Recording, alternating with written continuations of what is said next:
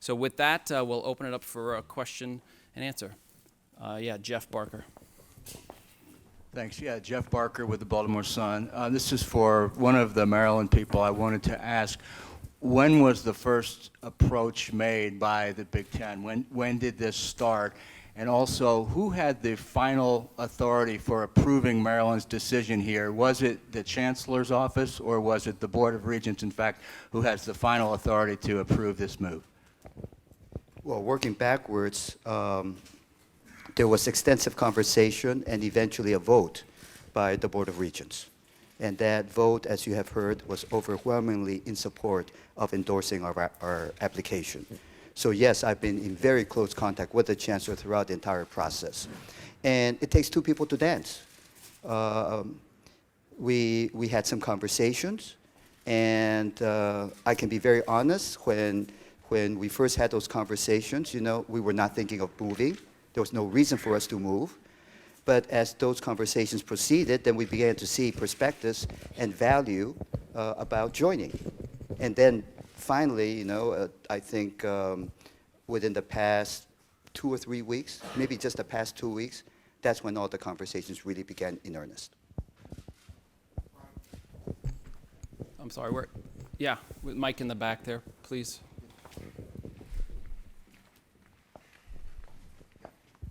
Yes, Keith Daniels, Fox 45 News in Baltimore. This is for President Lowe.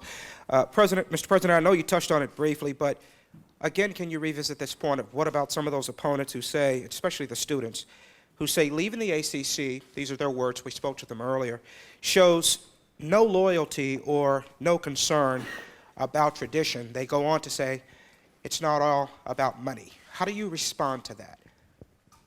That's a very real concern. I respect that view. Many of them have that view. But I would say, of course, it's never about money. That's why I said for me and for the board and for the faculty and many students as well, the academic component is very, very important. I don't know that we would have done this kind of a deal if it were a conference that did not have this consortium. So there's an academic component to it. Secondly, there are many stakeholders. I, as a university president, have to have responsibility for the entire university. It is not only about the sports fans, even though they are a very important constituent. There are faculty, there are staff, there are alumni, and many of them have interests in the university other than sports. One has to look at the totality of the situation. And as I've identified, it is not only about money. Somebody has to pay the bills. What is at issue is the long-term viability of Maryland athletics as we know it. And I want to leave a legacy where for decades to come, long after I'm gone, no president is going to sit around and wonder, is Maryland athletics as we know it going to survive? That is what is at stake. And I will say one other thing. Tradition is very important. That's why I say we shall always treasure our ACC traditions. After all, 59 years. But, the ACC has now expanded to the Midwest. We are bringing in, with my strong support, 2 other institutions, Pittsburgh and Syracuse, as the result of which we will play our traditional basketball rivals only once every 2 years here. The world of ACC as we have known it is in the midst of change. And the job of a president is not just to look at the past and the present, but also to look in the future and lead us to that future. It is to be ahead of change rather than having change overwhelm us. Let's do Jenna right here in the front. Jenna Johnson with the Washington Post. What time was the Board of Regents meeting this morning? Where was it held? And why wasn't the public notified that this meeting was happening? Well, the meeting was a continuation of a conference call executive session that the board began on Sunday. And the meeting was suspended and restarted this morning in executive session, which the board is entitled to hold to consider contracts and financial arrangements. And the meeting was, many of the members in the meeting this morning were on the telephone still, but some board members gathered at the University of Maryland, Baltimore, which has a very convenient parking arrangement and very appropriate conference facilities. And why not let the public know that you were having those meetings yesterday and today? Well, according to the Attorney General, we followed all of the procedures that we are expected to follow in holding an executive session, for the board to hold an executive session. We'll do Heather here, and then Don. Either for the president or the athletic director, who informed ACC Commissioner John Swafford of this decision? When was he informed, and what was the vote? I informed Commissioner Swafford at approximately noon today, shortly after the vote of the Board of Regents.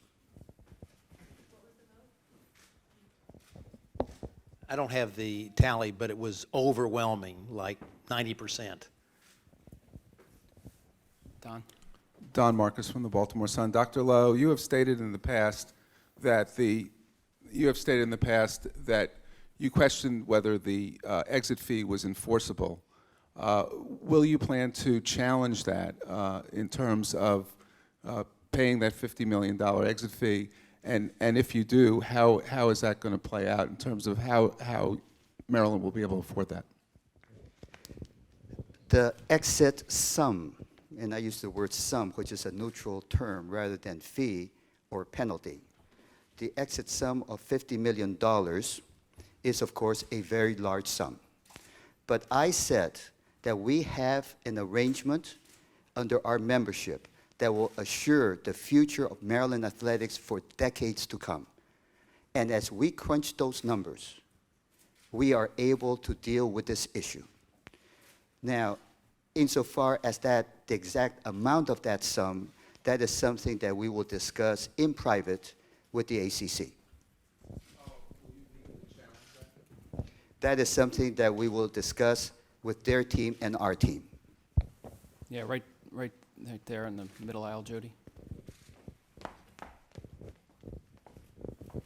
Hi, John Doman with WNEW Radio. You guys alluded to bringing some new teams, I guess, to some of the teams you eliminated back into the fold. Have you given much thought to which teams may be coming back in the years to come? Kevin, you take that one. Dr. Lowe and I have talked about this, and he is going to bring the commission back, and we're going to present all the information about where we are, what we're looking at, what the future might be. So at that time, we will have an open forum with the people who've participated in the commission, and then we'll go from there as we gather data and we share with everybody. Right here. Then right there. From Mr. Delany, with the conference at 13 schools and rumors of Rutgers possibly being added, can you comment at all about the possibility of future expansion? Today's Maryland's Day, and I won't have any comment about any other institution today. Thank you. Let's go right back here. Jody, you see the guy there? Yeah. Hi, Jerry Coleman with 105.7 The Fan for President Lowe and Mr. Anderson. President Lowe, how stressful, emotional has this whole process been over this past weekend with all the surroundings and division amongst the population out there about this? Mr. Anderson, my question for you is, what about the status of Maryland lacrosse in the Big Ten?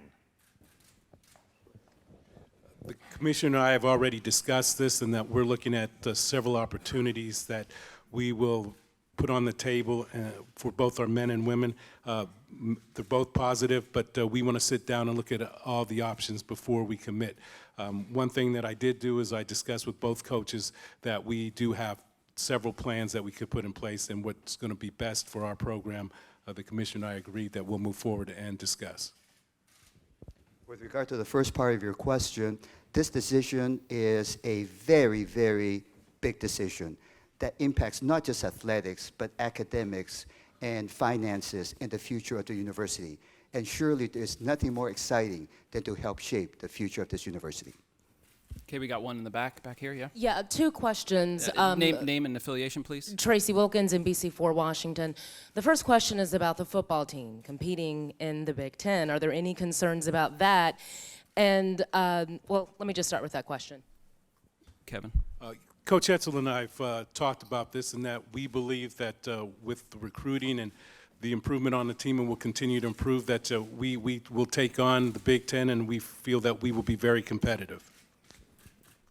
And Mr. Anderson, you were also saying that you're going to be looking at statistics and data to figure out which teams you're going to bring back. What is that data exactly? What will you be looking at? Well, President Lowe and I have talked about with the commission that looked at intercollegiate athletics at the University of Maryland, and when we decided that we needed to make some cuts. We'll also sit down with them and go over the data again and look at everything that we looked at before, like financials and everything else. So once we present that and see what's feasible, if it's feasible, then we'll move on and we'll start further discussions about the possibility of bringing back the teams. Yeah, back there on the left, yeah, with the jacket.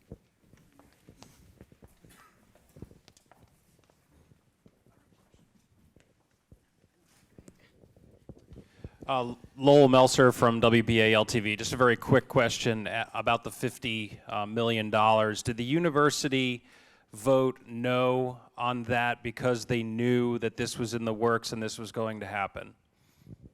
Absolutely not. At the time this issue came up, I had no conversations with the Big Ten, but I've been a professor of law for 30 years, and this kind of excess sum is known as a liquidated damage. I have written many law school exams on this subject, and I address it as a legal and philosophical issue.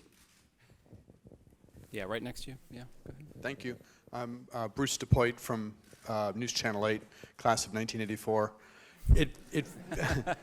It feels like you tried to get this buttoned down and to have the train leave the station before there was too much public discussion or conversation. Could there have been, and should there have been, more discussion within the Maryland community about the pros and cons of staying and leaving? Jim, you want to address it first?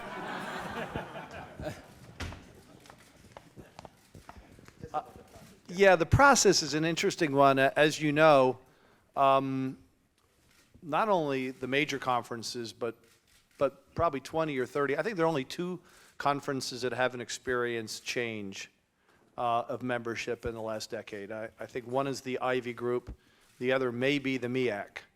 Other than that, there's been a lot of change, and it's occurred in a lot of different ways. You know, it's hard to even describe what categories, what change fits into, but certainly the ACC has, you know, expanded probably as much as any conference. We decided about 3 years ago, after spending 20 years with 11 members, and there's really nothing good about 11 members unless you like a prime number, didn't really square into any kind of divisional structure or easy scheduling, but we decided at a certain point in time that we wanted to explore expansion. So we did something very unusual that no other conference has done. We announced it.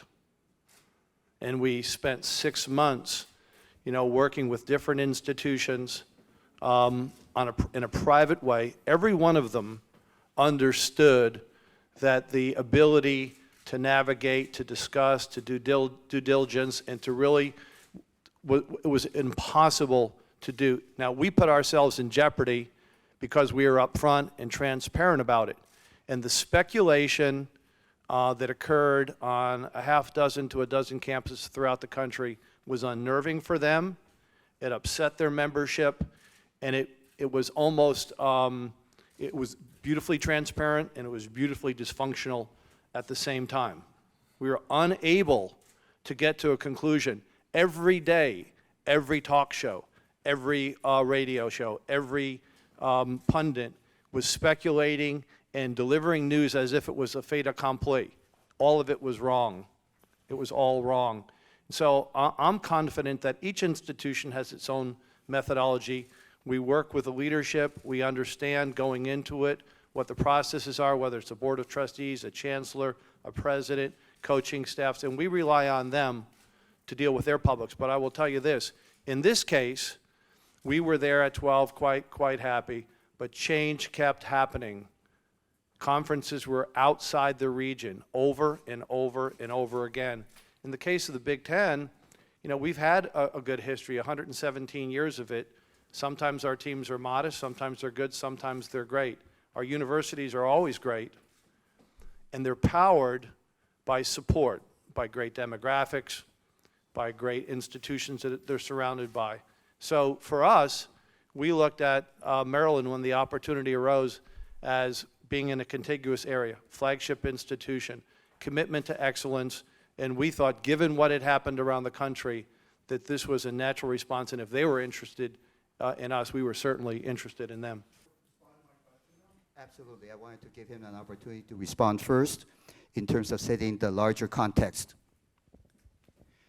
The fact that it was a pretty compressed process, I would say a little bit over 2 weeks, does not mean that this was not after extensive due diligence, bringing in experts to go over the financials.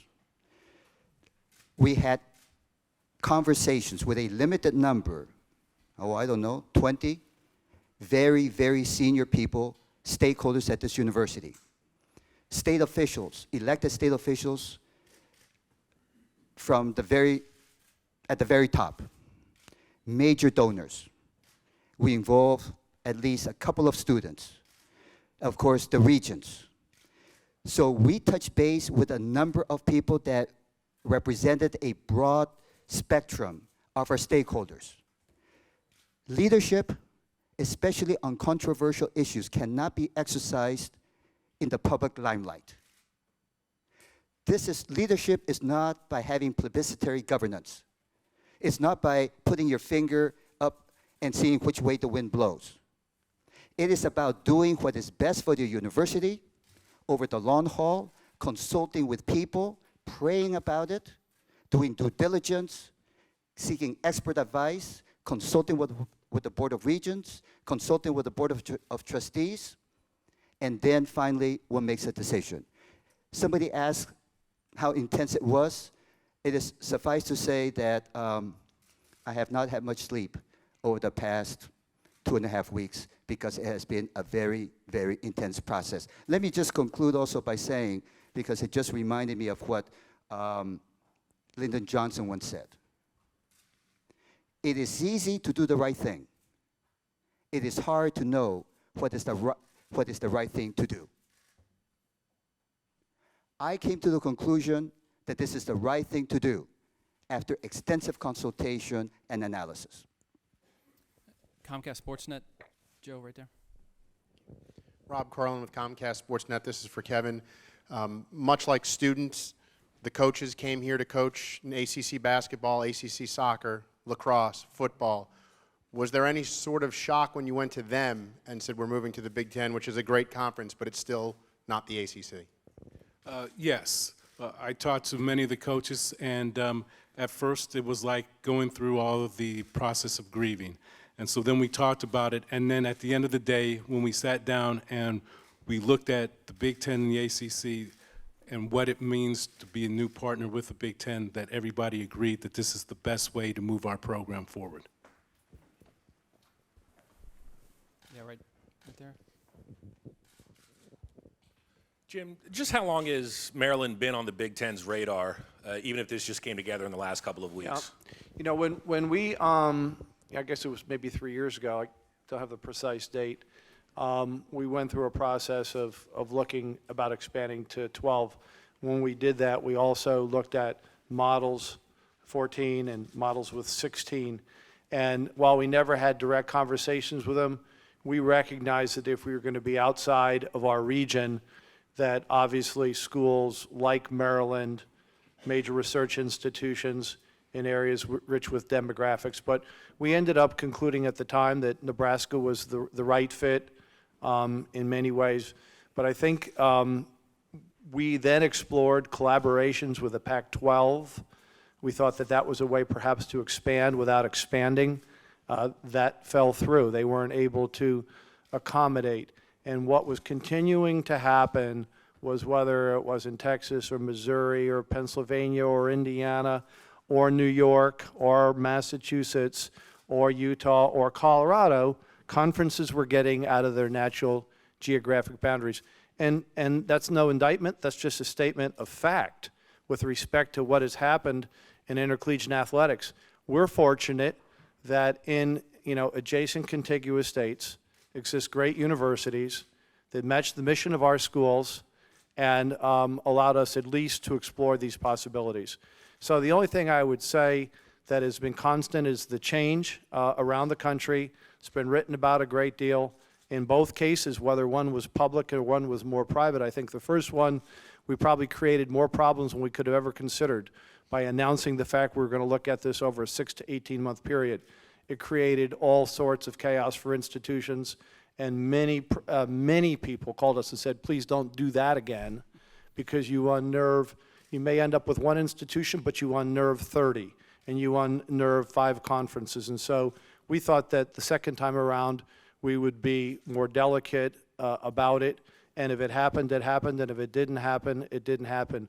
But in every case, whether it's Penn State or whether it was Nebraska or whether it was any of the other schools that have been added to the ACC or others, those are issues between an institution itself and choosing its destiny, and the conferences can be receptive or not. In this case, we were very receptive, and we're fortunate that Maryland made the decision that it did, but recognizing full well the change is difficult for people.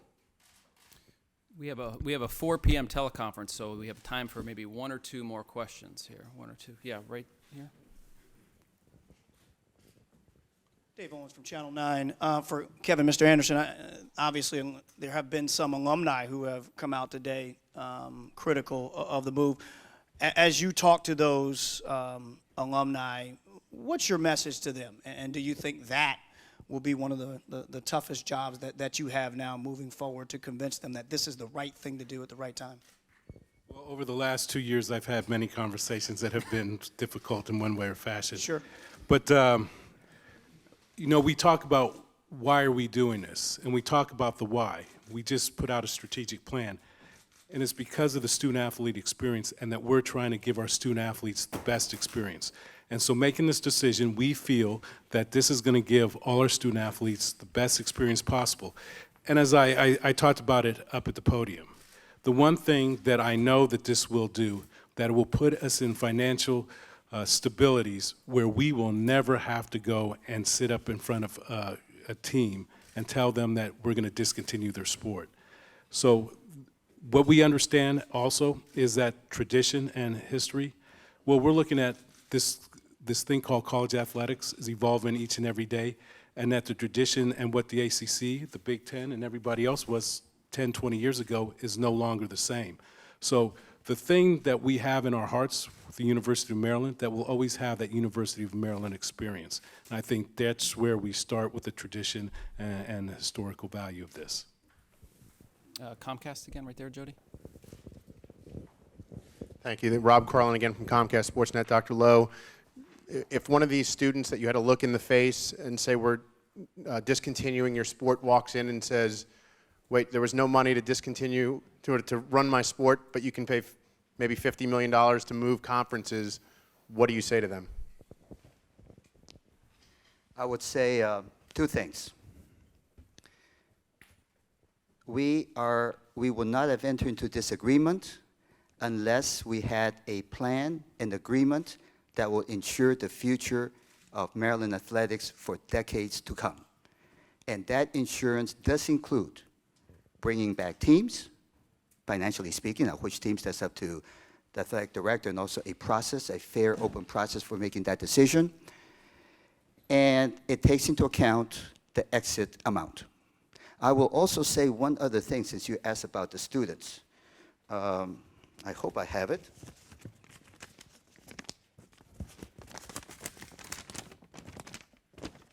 This should show you how diligent our students are. This is an email I got at 3:20 in the morning from the executive board of the Student Government Association. If you will permit me, I will read just one sentence because that student was able to write in one sentence what's taken me many, many minutes to say.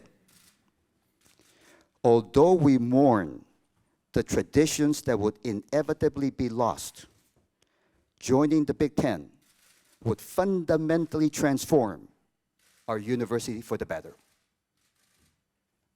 Signed, Executive Board of the Student Government Association. All right, Jeff, but this will, and then one more after Jeff. Yeah, thanks. Jeff Barker again with the Baltimore Sun.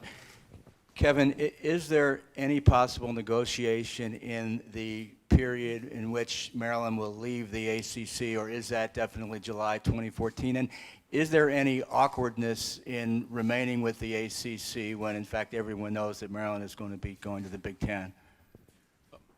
Like today's the first day, and we're announcing this today, so we haven't had the opportunity to sit down and talk about any of this. In the near future, the next couple of weeks, I'm sure we will have some discussions. Yes, I believe there will be some awkwardness. I mean, those are my colleagues. I've grown up with a lot of them that are athletic directors. John Swafford is a friend of mine, was a friend of mine. I don't know after today how he's going to feel. But, you know, I respect what John has done as a commissioner of the ACC. So as we move on with this, I think that those kind of questions will be answered, but I can't answer that today. Okay, right there is the last one. Dr. Lowe, just some clarification. In terms of this whole exit fee, it's still ambiguous as to whether or not you will negotiate this, and where will the money come from? Will it come from taxpayers or the university? That seems to be a lingering question. Intercollegiate athletics at Maryland, unlike many other public institutions, is completely self-sustaining. There are no taxpayer dollars whatsoever, which is one of the problems that we had budget deficits. As you know, 92, 93% of Division I schools do not make money, and the only reason they're not cutting teams is because they receive subsidies. We do not subsidize. Not a single penny of taxpayer dollars goes into whatever exit fee will eventually happen, if any. Okay, we're going to do a photo op up here. We're going to move these chairs out of the way, and then we're going to do a picture for everybody, but appreciate it. Thank you all for coming.